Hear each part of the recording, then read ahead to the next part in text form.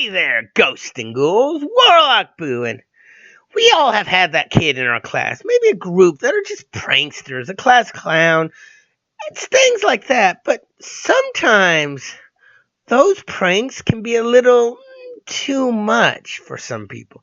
Sometimes they get out of hand, or they annoy the wrong person. I have a story that deals just with that subject. This is The Suddenly Girls by IPostAtMidNight. Enjoy.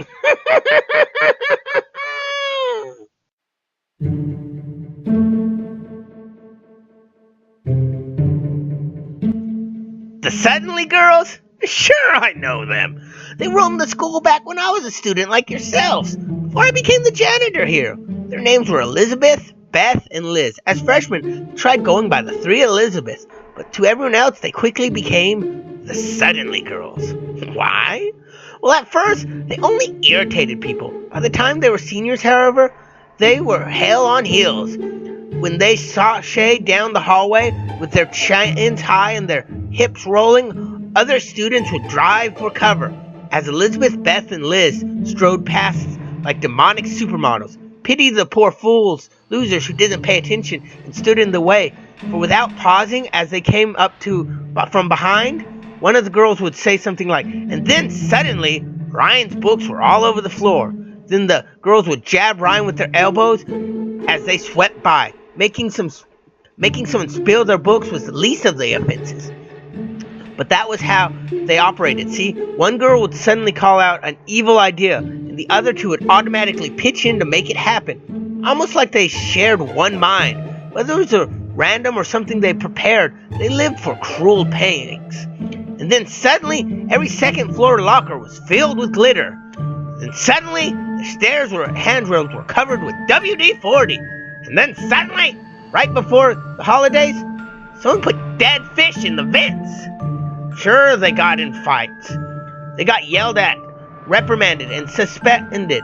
But the Suddenly Girls always took revenge. And their revenge was always devastating. They wanted to such extremes that even the teachers learned not to cross them. Me? Yeah, they even played a nobody like me once. I was in the library finishing an algebra assignment, and they appeared out of nowhere and fawned over me like nymphs. "Like my new necklace?" asked Elizabeth, exposing her cleavage. "And my tattoo?" asked Beth, sliding her jeans down to her hip belt. "How about my perfume?" asked Liz, bending very, very close. My eyes bulged, my mouth spluttered, my virgin teenage brain imploded. The girls just laughed. "And then suddenly," Elizabeth said as they moved away, "you were all alone again." And I was alone. The mysterious missing my algebra paper. Small wonder that after years of acting like monsters, the Suddenly Girls were found dead.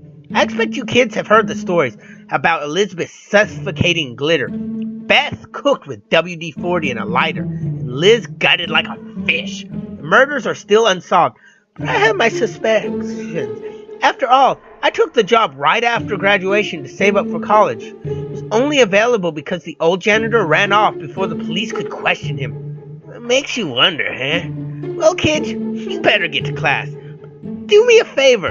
Try to avoid making a mess. Remember, janitors are people too. Everybody has a breaking point.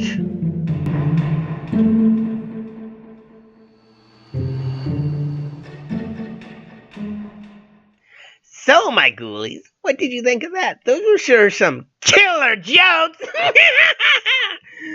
But I hope you enjoyed this. Until then, this has been Warlock Boo, hoping to be spoken y'all later. And suddenly, I was gone.